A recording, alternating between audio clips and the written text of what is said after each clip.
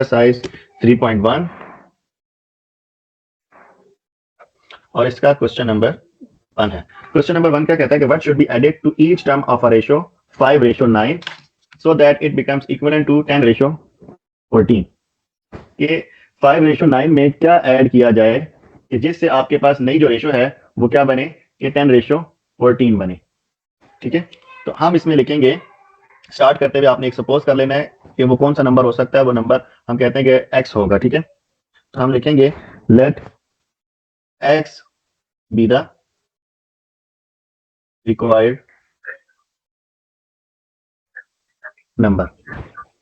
तो इसके बाद आपने क्या करना है, उसने कहा कि सो दैट इट बिकम्स इक्विवेलेंट, और उसने कहा है व्हाट शुड बी एडेड। इसका मतलब क्या हुआ कि आपके पास जो एक जो आपके पास नंबर बन जाएगा वो क्या बन जाएगा 5 प्लस एक्स, और जो दूसरा है यानी कि इस जो रेशो आपके पास है ये बन जाएगी 5 plus x ratio 9 plus x.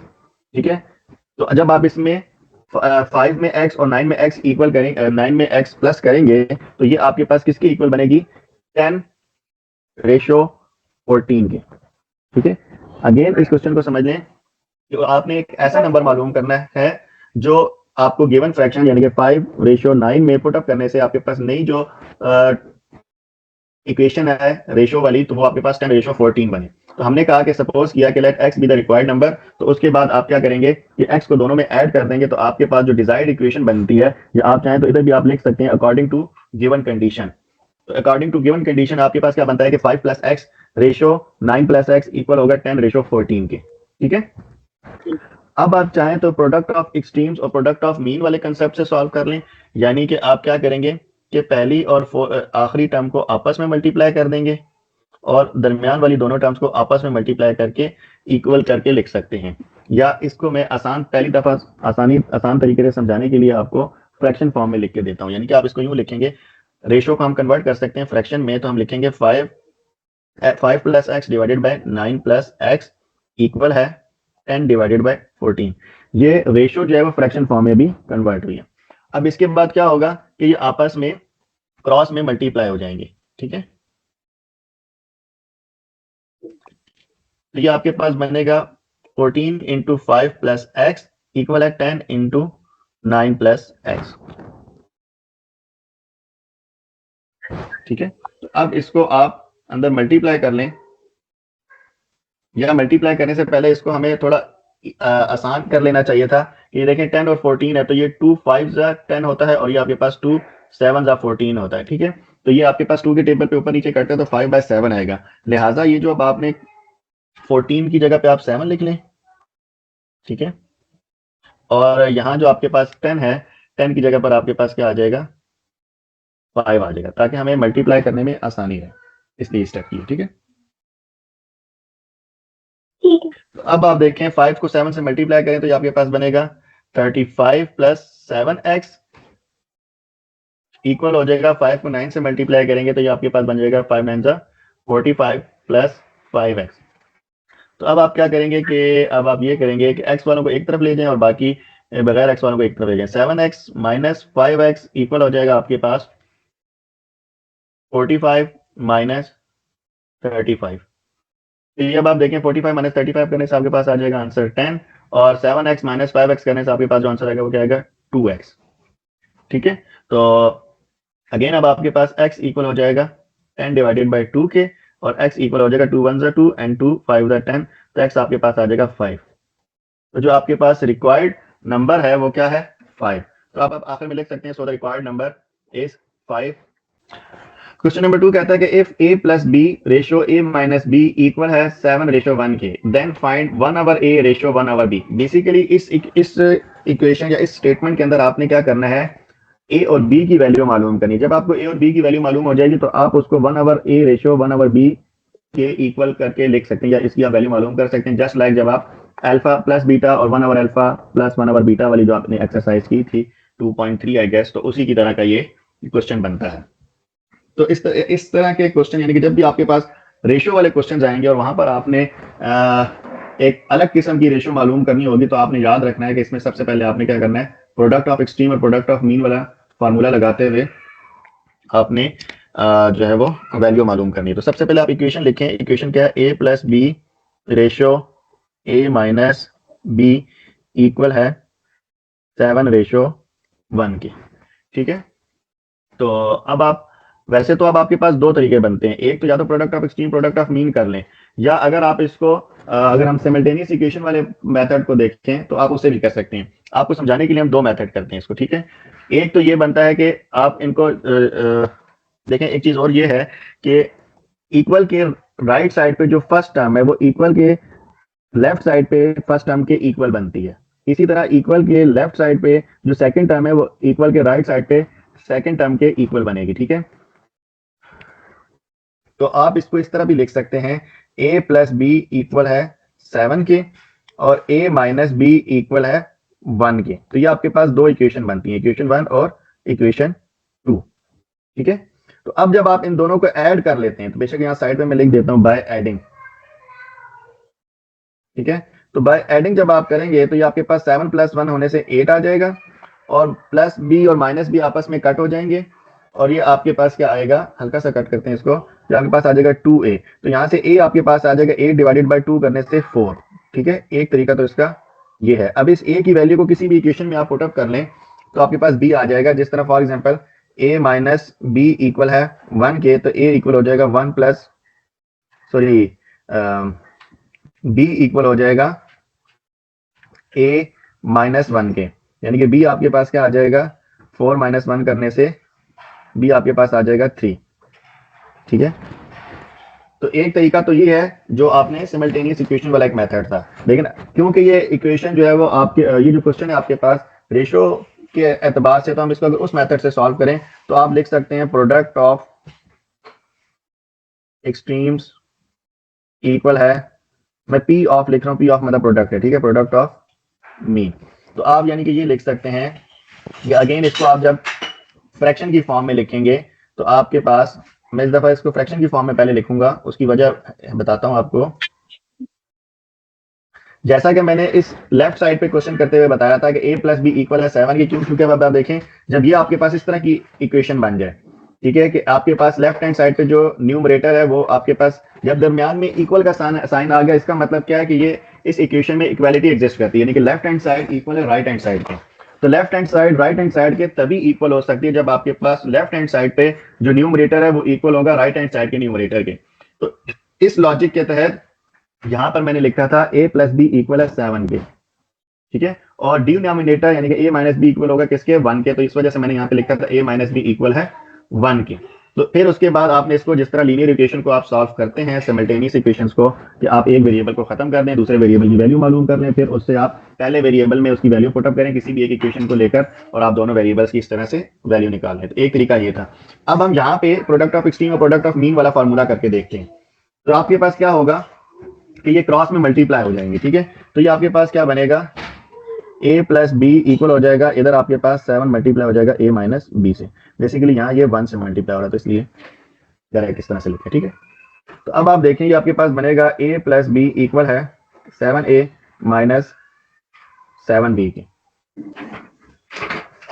a minus 7a और माइनस बी माइनस 7b आपके पास आ जाएगा माइनस 6a, और यहाँ पर आपके पास बन जाएगा minus 8b।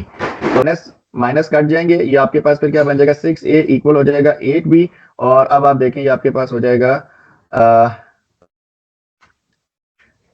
a divided by b, और यहाँ पे 8 रहेगा और इधर आ जाएगा आपके पास 6। ठीक है, तो अब आप इसको अगर सिंप्लीफाई करें तो ये आपके पास 4 डिवाइडेड बाय 3 बन जाएगी बात। ठीक है, जरा अगेन देखिएगा कि यहां पर क्या होगा कि आपके पास a और b कटेंगे नहीं, लेकिन उसकी रेशो की फॉर्म में, प्रोपोर्शन के फॉर्म में आपके पास इसका आंसर आएगा। ठीक है, अगेन इसको यहां से समझाता हूं कि आपके पास देखें, सबसे पहले आपने इसको फ्रैक्शन फॉर्म में, प्रोपोर्शन फॉर्म में लिखा। प्रोपोर्शन फॉर्म में लिखने के बाद आपने इसको क्रॉस में मल्टीप्लाई किया। क्रॉस में मल्टीप्लाई करने के बाद आपने इसको सिंप्लीफाई करने के लिए a वाली टर्म्स को एक तरफ कर दिया और b वाली टर्म्स को एक तरफ कर दिया। तो उससे आपके पास बना माइनस 6a इक्वल है माइनस 8b के। माइनस माइनस दोनों तरफ कट गए।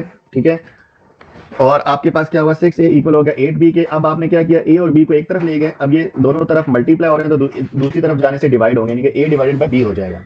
और 8 जो आपके पास नंबर्स हैं यानी कि 6 और 8, ये दूसरी तरफ जाके आपस में डिवाइड हो रहे हैं, यानी कि आपके पास 8 डिवाइडेड बाई 6 आ जाएगा। ठीक है, तो अब आप देखें आपके पास क्या होगा, 2 3 6 और 2 4 8।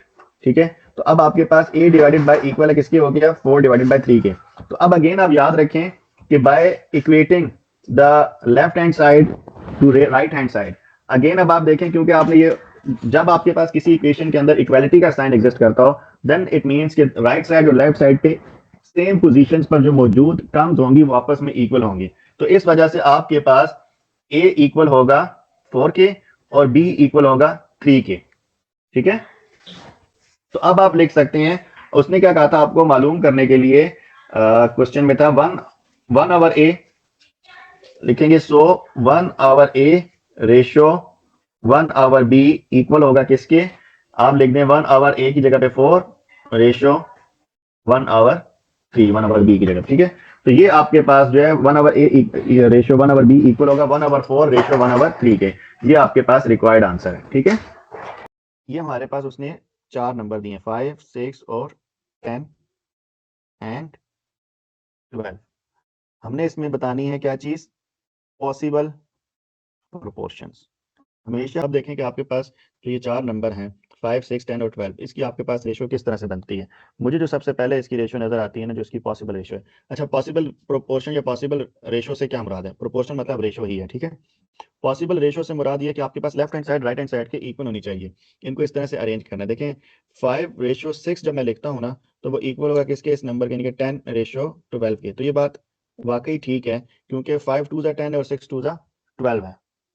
ठीक है, तो इसकी एक जो पॉसिबल प्रोपोर्शन है वो ये बनती है 5:6 और 10:12। अच्छा, इक्वल को आप यूं भी लिख सकते हैं डबल रेशो के साथ, इस तरह से भी। ठीक है, 10:12। ठीक है, अच्छा अब इसके अलावा क्या हो सकता है, हमने इसको इसलिए इस तरह से लिखा है क्योंकि हमने इन्हीं नंबर्स को मालूम करना है।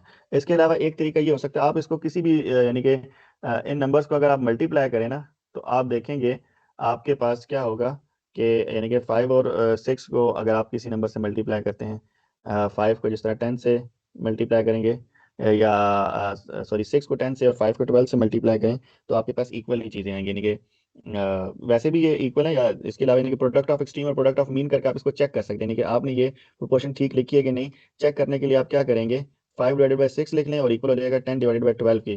तो ये क्रॉस में मल्टीप्लाई कर लें, 5 × 12 इक्वल होगा 6 × 10 के। तो यानी कि अब आपके पास क्या बनता है, ये इधर भी 60 बनेगा और यहाँ पे भी आपके पास 60 बनेगा। Left hand side right hand side के इक्वल है, तो देन इट मीन्स कि यस, आपने जो ये प्रोपोर्शन लिखी है ये आपके पास ठीक है। ठीक है, अब इसकी और क्या प्रोपोर्शन हो सकती है, और इस प्रोपोर्शन ये हो सकती है कि अगर हम इसी को रिवर्स कर दें, यानी कि 5:6 लिखा था ना, तो अब अगर हम इसको लिख दें 6/5 में लिख रहा हूँ, क्योंकि मुझे, चलो मैंने अभी लिख दिया तो इसको इसी तरह लिख देता हूँ, लेकिन इसको हमें 12/10, यानी कि इसको मैं इस तरह से लिख सकता था। दूसरी रेशो मुझे ये लिखनी चाहिए थी 6:5 डबल रेशो, या यानी कि इक्वल टू 12:10। ठीक है, तो दोनों से वैसे बात तो बराबर ही बनती है। जब आप इसको भी, इस रेशो को भी फ्रैक्शन फॉर्म में लिखेंगे, तो ये इसी तरह बनेगा 6/5 पास क्रॉस में मल्टीप्लाई होंगे, तो दोबारा आपके पास आंसर क्या आएगा, 60 आएगा। ठीक है, तो एक पॉसिबल फ्रैक्शन आपके पास ये थी, और दूसरी पॉसिबल फ्रैक्शन आपके पास क्या बनी, वो ये वाली बनी 6/5, या 6:5 इक्वल है 12:10 के। ठीक है, तो अब हम देखते हैं कि इसके अलावा तीसरी क्या पॉसिबल फ्रैक्शन हो सकती है। तीसरी पॉसिबल फ्रैक्शन के लिए हम, तीसरी पॉसिबल फ्रैक्शन के लिए है कि हम इनकी जगह बदल सकते हैं। बात वैसे बराबर ही है, अगर हम डायरेक्ट ऑप्शन करके दे देता हूँ। तीसरी पॉसिबल फ्रैक्शन ये हो सकती है कि हम, यानी कि ये जो पहली आपने लिखी थी ना, क्या लिखी थी, 5:6 और 10:12, तो आप 10:12 को इस तरफ ले जाएं। ठीक है, और 5:6 को दूसरी तरफ ले जाएं, तो एक पॉसिबल फ्रैक्शन तो ये हो सकती है। ठीक है, और जो इसके अलावा जो फोर्थ पॉसिबल फ्रैक्शन होगी, वो अगर इस वाले को आप रिवर्स कर दें, यानी कि 12:10 इक्वल हो जाएगा आपके पास 6:5 के। इन सब को आप सॉल्व करेंगे तो आंसर आपके पास लेफ्ट हैंड साइड इक्वल होगी राइट हैंड साइड, यानी कि 60 या इन अदर वर्ड्स आप कह लें प्रोडक्ट ऑफ एक्सट्रीम इक्वल होना चाहिए प्रोडक्ट ऑफ मीन। तो अब यहाँ पे आपको जो जो बेसिकली जो बुक वाला इस क्वेश्चन में आपको समझाना चाह रहा था, वो ये था कि आपको ये प्रोपोर्शन पॉसिबल प्रोपोर्शन के लिए, या कह लें कि ट्रू प्रोपोर्शन के लिए क्या चीज जरूरी है कि प्रोडक्ट ऑफ एक्सट्रीम इक्वल होना चाहिए प्रोडक्ट ऑफ मीन के। ठीक है, तो ये जो आपने ऊपर चारों फ्रैक्शंस लिखी हैं, चारों जो प्रोपोर्शन लिखी हैं, इसके नतीजे में आपके पास आप देखेंगे कि आंसर आपके पास प्रोडक्ट ऑफ एक्सट्रीम का इक्वल आएगा प्रोडक्ट ऑफ मीन के। ओके, क्वेश्चन नंबर 6 है 3y minus 1 divided by 7 ratio को अच्छा रेशो ही लिखे हैं 3 डिवाइडेड बाय 5 डबल रेशो आपके पास इक्वल होगा 2y divided by 3 ratio 7 divided by 5। इसमें आपने मालूम क्या करना है जी, आपने y को मालूम करना है कि y आपके पास क्या है। तो अब आप इसके लिए क्या करेंगे, प्रोडक्ट ऑफ एक्सट्रीम इक्वल है प्रोडक्ट ऑफ मीन के।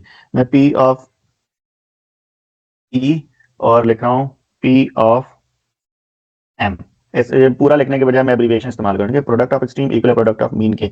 तो इसका क्या मतलब हुआ, आप इन वाले आखिरी वालों को आपस में मल्टीप्लाई करेंगे, यानी कि आप करेंगे 3y minus 1 divided by 7 multiply by 7 divided by 5 equal होगा, ये दरमियान वाले आपस में मल्टीप्लाई होंगे 3 डिवाइडेड बाय 5 मल्टीप्लाई बाय हो जाएगा 2y डिवाइडेड बाय 3। तो अब आपको समझ आ रहा होगा कि वाकई क्वेश्चन कितना आसान है।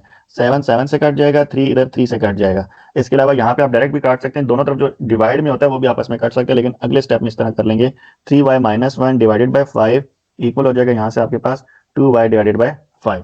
ठीक है, तो अब आप देखें ये बेसिकली बनता है, ये क्यों डिनोमिनेटर दोनों तरफ सेम हो तो वो आपस में कट सकता है।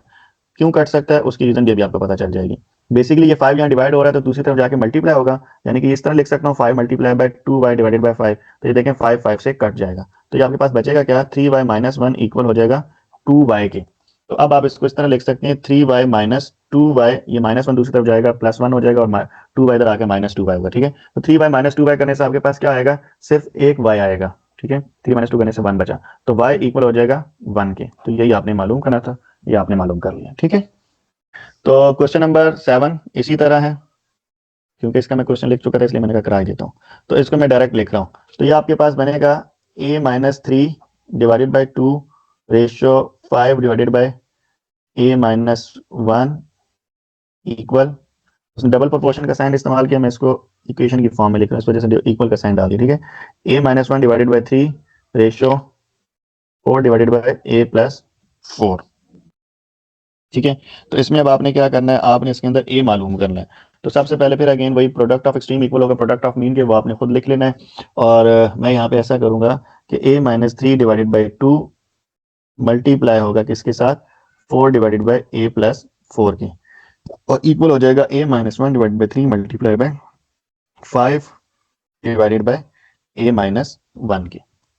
ठीक हो गया, तो अब आप देखें कि ये क्या बनेगा आपके पास, ये आपके पास इस तरह से बन रहा है कि लेफ्ट साइड पे 2 डिवाइडेड बाय, यानी कि 2 1 2 और 2 2 4, तो ये आपके पास इस तरह से आ जाएगा। और आपके पास इसको लिखें 2 into a minus 3 divided by a plus 4, तो ये आपके पास इक्वल हो जाएगा किसके, ये आपके पास बेसिकली बन जाएगा 5। ये आपके पास जो a माइनस 1 और ऊपर भी a माइनस 1 है ना, ये आपस में कट रहे हैं, लेकिन अगले स्टेप में काट देते हैं a minus 1 divided by 3 into a minus 1। ठीक है, तो अब ये देखें ऊपर नीचे a माइनस 1 एक दूसरे से कट जाएगा, और फिर आपके पास क्या होगा कि ये आपके पास क्रॉस में मल्टीप्लाई हो जाएंगे। तो ये 2 इधर ही लिखा है, ये जो यहाँ पे डिवाइड का 3 था ये उधर जाके मल्टीप्लाई होगा, मल्टीप्लाई बाय 3 हो जाएगा, और इधर आपके पास आ जाएगा a माइनस 3, और यहाँ जो डिवाइडेड बाय a प्लस 4 है वो दूसरी तरफ जाके 5 से मल्टीप्लाई हो जाएगा, तो जाएगा 5 इंटू a प्लस 4। ठीक है, तो ये 2 3 6 बनता है, 6 को अंदर मल्टीप्लाई करें तो ये आपके पास बनेगा 6a माइनस 6 3 18, और यहाँ आपके पास बनेगा 5a प्लस 5 4 20। ठीक है, तो ये अब आपके पास क्या बनेगा जी, 6a माइनस 5a इक्वल हो जाएगा 20 प्लस 18, यानी कि a इक्वल आ जाएगा आपके पास 38 के। ठीक है, तो ये आपके पास a का आंसर निकल आया। और क्वेश्चन नंबर 8 में जो उसने इक्वेशन दी वो क्या है जी, x minus y ratio x square minus Y square double ratio, यानी कि इक्वल है a ratio x plus y के।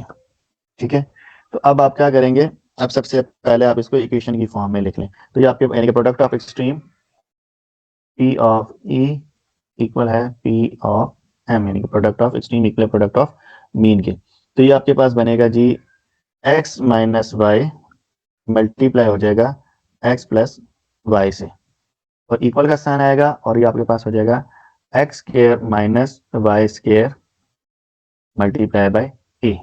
ठीक है, इसमें जो आसान चीज थी वो अब यहीं पे है। ये देखें x minus y into x plus y, ये क्या बनता है आपके पास, ये आपके पास a square minus b square का फॉर्मूला बनता है, यानी कि जो कि यहाँ लिखा हुआ है x square minus Y square. ठीक है, तो अब आपकी मर्जी है, चाहे तो इसको आप बंद करके, यानी कि इस फार्मूले को आप एक्सपेंडेड फॉर्म को आप जो है वो सिंप्लीफाइड फॉर्म में, यानी कि फार्मूले को क्लोज करने की फॉर्म में लिख लें x square minus Y square, या आप इसको ओपन कर दें और इन दोनों को काट दें, लेकिन इसको मेरे ख्याल से सिंप्लीफाई करके लिखना ज्यादा अच्छा रहेगा। तो ये आपके पास बनेगा लेफ्ट साइड पे X square minus Y square equal है x square minus Y square into A. ठीक है, तो अब मैं इसको इस तरह लिख सकता हूं x square minus Y square divided by x square minus Y square equal हो जाएगा ए के। ठीक है ना, तो अब ये आपके पास क्या होगा, ऊपर नीचे कटिंग हो जाएगी, तो ए किसके इक्वल आ जाएगा आपके पास 1 के। ठीक है, तो यही इसका आंसर है। क्वेश्चन नंबर 3 है आपके पास एक्सरसाइज 3.1 का। वो कहता है कि आपके पास इसमें क्या उसने बताया हमें, two numbers differ by 25 and ratio between them is 3:5। तो सबसे पहले आप लिखेंगे ratio of two numbers, ratio of two numbers equal है किसके, 3:5 के। ठीक है, तो अब हम कहते हैं इसके अंदर, तो इससे हमें क्या पता चलेगा, इनके दरमियान रेशियो क्या है, 3:5 की है। तो अब हम इसको इस तरह से लिख सकते हैं, सो लेट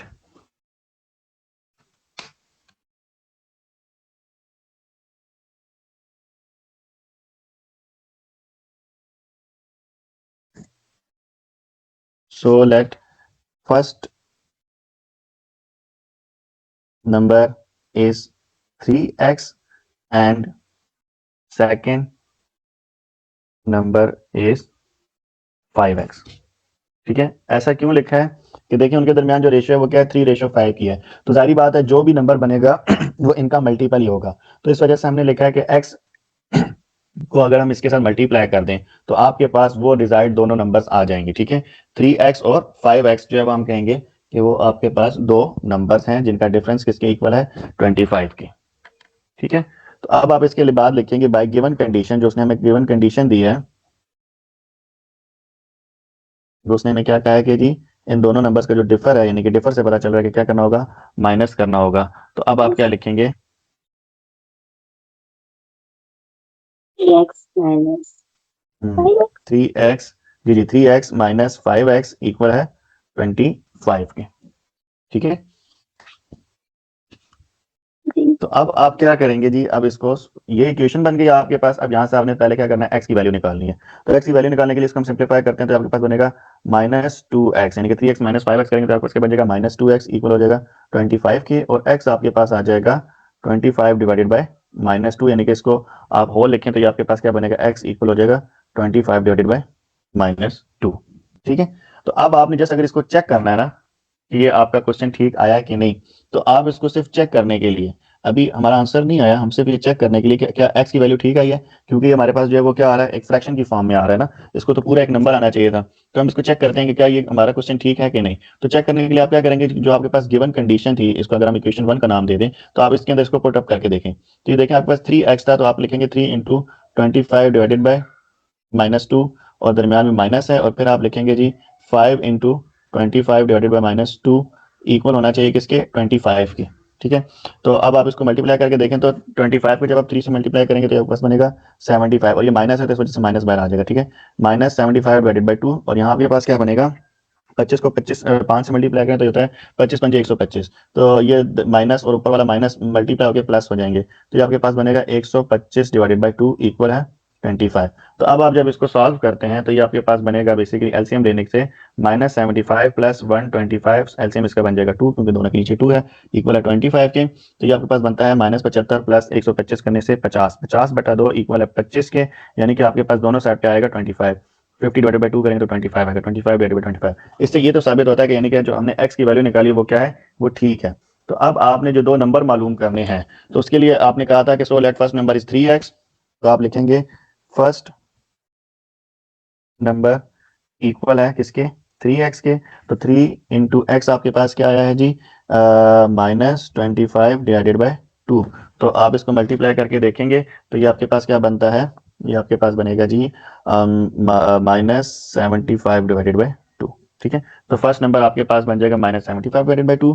और आपके पास इसी तरह सेकंड नंबर क्या बनेगा, सेकंड नंबर आपके पास इक्वल होगा 5x के, यानी कि 5 इंटू -25 डिवाइडेड बाई 2, यानी कि आपके पास बन जाएगा 25 पंजे 125 बटा 2 और माइनस का साइन यानी कि -125 बटा 2। तो ये आपके पास इसके दो आंसर आ रहे हैं। ठीक है, question number 4 exercise 3.1। Question number 4 कहता है कि if 8 is added to each number of a ratio 5:7, we get a new ratio 9:11. Find the numbers if 8 is added to each number of a ratio 5:7। ठीक है जी, अगर 8 इस ratio में add कर दिया जाता है तो उससे जो आपके पास न्यू रेशियो आती है वो क्या आती है, 9:11 आती है। तो हमने मालूम करना है, दो नंबर्स हैं जो हमें मालूम करने हैं। ठीक है, तो अब आप सबसे पहले लिखेंगे रेशियो ऑफ टू नंबर्स। इन दो नंबर्स की जो आपके पास रेशियो है वो क्या है, ratio of two numbers equal है 5:7 के। ठीक हो गया, तो नंबर जो हमने ऐड करने हैं वो क्या आएगा, जो नंबर हमने ऐड करना है, नंबर टू बी एडेड वो है आपके पास 8। ठीक है, और उससे जो हमारे पास न्यू रेशियो आएगी, न्यू रेशियो वो क्या बनेगी, वो बनेगी 9:11। ठीक हो गया, तो यहां पर भी आप क्या लिखेंगे, आप लिखेंगे कि लेट फर्स्ट नंबर इज, जो पहली रेशियो में से गिनेंगे 5x and second number is 7x। ठीक है, तो फर्स्ट नंबर 5x और सेकेंड नंबर जो होगा क्या होगा आपके पास 7x होगा। ठीक है, तो अब आपके पास अकॉर्डिंग टू गिवन कंडीशन क्या होना चाहिए,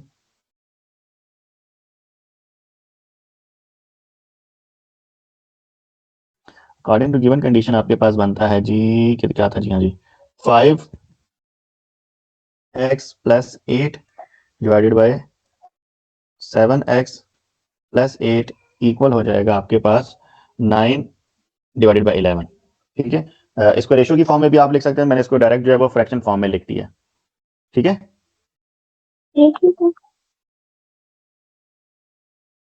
ठीक हो गया, ओके। तो अब आपके पास ये क्या होगा, क्रॉस में मल्टीप्लाई हो जाएगा। ये इक्वेशन समझ में आई है ना, ये 5x प्लस 8 वाली इक्वेशन किस तरह बनी है, ओके। बेसिकली आपके पास उसने दो नंबर्स की रेशियो दी हुई थी और उसने कहा था कि अगर इन दो नंबर्स के यानी कि इन दो नंबर्स के अंदर इन दो नंबर्स की रेशियो में अगर आप 8 को ऐड करते हैं तो न्यू रेशियो आपके पास 9 और 11 बनती है। तो जो दो नंबर है वो नहीं पता, हमें सिर्फ उनकी पहली वाली रेशियो पता है, और हमें ये पता है कि उसके बाद जब उसमें 8 को जमा करते हैं तो फिर हमारे पास नई जो रेशियो बनेगी वो 9:11 बनेगी। तो हमें मालूम करना है कि वो दो नंबर्स हैं कौन से। तो इससे हमें ये पता चलता है कि वो जो दो दो जो भी नंबर्स हैं वो बेसिकली 5 का मल्टीपल और 7 का मल्टीपल होगा, यानी कि 5x और 7x होगा। तो हमने इस वजह से 5x और 7x को सपोज किया और फिर हमें गिवन कंडीशन के मुताबिक उसको हमने जो है वो इक्वेशन बना दी है कि 5x plus 8 7x plus 8 equal होगा 9 डिवाइडेड बाई 11 या 9:11 की। ठीक है, तो इस तरह से हमारे पास ये गिवन कंडीशन बनी। अब इसको हम क्रॉस में मल्टीप्लाई कर देते हैं तो ये आपके पास बन जाएगा 11 इंटू 5x प्लस 8 इक्वल हो जाएगा 9 इंटू 7x प्लस 8। तो अब इसको मल्टीप्लाई कर लीजिए तो ये आपके पास क्या बनेगा, 5 को इसको मल्टीप्लाई करेंगे तो 55x प्लस 88 इक्वल हो जाएगा 7 में 63, तो ये हो जाएगा आपके पास 63x और 8 में 72, 72 प्लस 72। ओके, तो अब आप x वालों को एक तरफ ले जाएं और बगैर x वालों को दूसरी तरफ ले जाएं। तो ये आपके पास रीअरेंज करके लिख रहा हूँ। ठीक है, x वालों को राइट साइड पे लेफ्ट साइड पे लिखने के लिए मैं देखूंगा 63x माइनस 55x इक्वल होगा आपके पास 88 माइनस 72। ठीक है, इसमें कोई कंफ्यूजन तो नहीं है इस वाले स्टेप में। बेसिकली एक्स वालों को राइट साइड पे लेके जाता है पहले, तो ये 63x माइनस 55x बनता है, और 72 यहाँ से यहाँ पर आएगा लेफ्ट साइड पे, तो माइनस 72 होगा, यानी कि 88 माइनस 72। और इसको मैंने फिर रीअरेंज करके, यानी कि एक्स वाले को लेफ्ट साइड पे और बगैर एक्स वाले को राइट साइड पे मैंने लिखा है। ठीक है, तो 63 में से जब आप 55 माइनस करते हैं तो ये आपके पास क्या बनेगा, ये आपके पास बनेगा 8x। और राइट साइड पे आपके पास क्या होगा, 88 में से जब आप 72 माइनस करते हैं तो आपके पास बनेगा 16। ठीक हो गया। तो अब आप देखेंगे x इक्वल हो जाएगा आपके पास 16 डिवाइडेड बाई 8, यानी कि 8 1 जा 8 एंड 8 2 जा 16। तो आपके पास यहां से साबित हुआ x किसके इक्वल होगा, 2 के। ठीक है, अब 2 को उसमें मल्टीप्लाई कर दें तो आप यानी कि अगेन फर्स्ट नंबर आप लिखेंगे जी, फर्स्ट नंबर इक्वल था आपके पास किसके, 5x के, यानी कि 5 इंटू 2, यानी कि आपके पास क्या आ जाएगा 10। ठीक है, और सेकंड नंबर आपके पास क्या था जी, 7x के, तो यानी कि 7 इंटू 2 इक्वल हो जाएगा किसके, 14 के।